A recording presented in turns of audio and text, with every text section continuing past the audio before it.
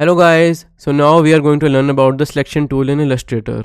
And while doing so, we will also learn how to make this honeycomb. So let's make it from the start. I will simply select it and just press delete key on the keyboard. So I have my tools over here. Again, if you want to see them in this form, simply click over here to toggle them on and off. So for the rest of the course, I will keep the tools like this so that you won't get confused. So where is the shape tool now?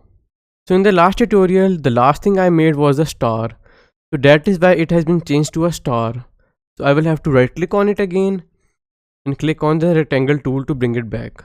So in case you are ever lost and can't find any tool, just simply click on these tools and you will be able to find the tool you want. So over here I will right click on it and click on the polygon tool because we want to create a hexagon. So a honeycomb is basically a bunch of hexagons. So I will left click over here and drag to make a hexagon. So last time when we created a hexagon, we created a triangle through it. So to make a hexagon, I will have to press the up key 3 more times. And now I have this hexagon over here. And to make it properly aligned, I will press shift. So it is properly aligned over here now. So in this tutorial, we are going to basically learn about the selection tool. Because selection is a very important thing in Illustrator. It is not as important in Photoshop, but in Illustrator we do most of the things using the selection tool. So as I have told you before, I created a shape over here, and if I want to move it, I cannot move it with the shape tool because it will create another shape. Let's press Ctrl or Command Z to undo it. And over here is the shape tool, and the short key for it is V. I will simply click on it. So I have this shape tool over here, the black arrow. There is also another selection tool, but we will discuss it later on. If I click on it, it is basically a white arrow. So make sure that you have selected the black arrow. And if I want to move it, I will click on it and drag it. But there is a lot more you can do with it. Let's press Ctrl or Command Z to bring it back. So basically everything you do in Illustrator, it is a move. So if I move it over here, so this is one step. If I press Ctrl or Command Z, I will undo this step. If I click on it and make it bigger or smaller, so this is a step. And if I want to bring it back, I will press Ctrl or Command Z to undo it. Okay, so back to the selection tool. So as I was telling you, you can select things, you can move it. You could also increase or decrease its size. If I want to decrease its size, I will simply click over here. If I move the cursor over here, you will see that it has been changed. So I will click over here and drag. It is getting smaller. But I want to make it small in a proper proportion. So I will press shift while doing so. So it is getting smaller now, but in a proper proportion. I can also rotate it. So if I move my cursor over here near the edge, you can see the cursor changing. So now I can click and rotate it. And again, if I want to bring it back to the original position, I will simply press Ctrl or Command Z. So it is back to the original position now. Okay, so what if I want to duplicate this? I won't go to the shape tool again, select the polygon tool and create another one over here. It will take so much time and it won't be accurate either. Like I will be making different sizes and there will be gaps between them. So let me show you a better way to do this. I will select the selection tool again or press simply V on the keyboard. Let's select both of them and press delete key on the keyboard. I will select this one, and if I want to duplicate it, I will simply press Alt or Option on the keyboard. And as you can see that the cursor has been changed. There is a double cursor over here. So now if I click on it and drag it, you will see that this is getting copied. So now I have a copy over here.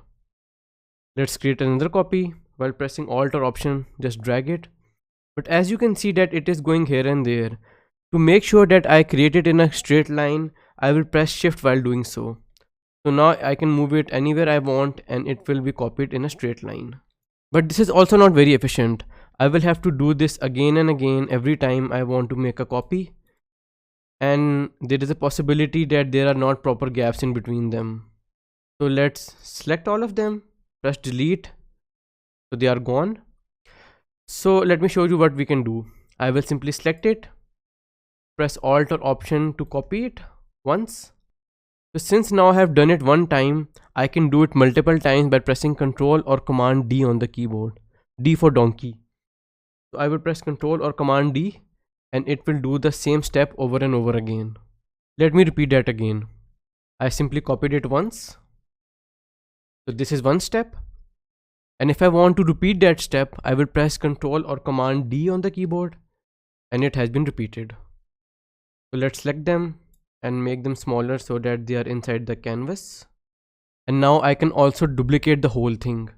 I will simply press Alt or Option on the keyboard and simply click and drag it. And now I have a copy of all of these.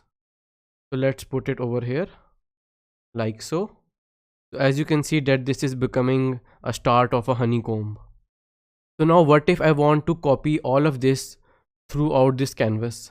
I will select all of this, press Alt or Option on the keyboard, simply click, left click and drag and just leave it over here. So since I have done it one time, I can do it multiple times. I will press Ctrl or Command D on the keyboard and it is being copied multiple times. How simple was that? I will select the selection tool again, and if I want to leave any selection, I will simply click over here. So this part is basically outside the frame. So how can I see that? I will simply press Ctrl or Command minus on the keyboard. So this is zoom out, Ctrl or Command minus, and you can zoom in using Ctrl or Command plus.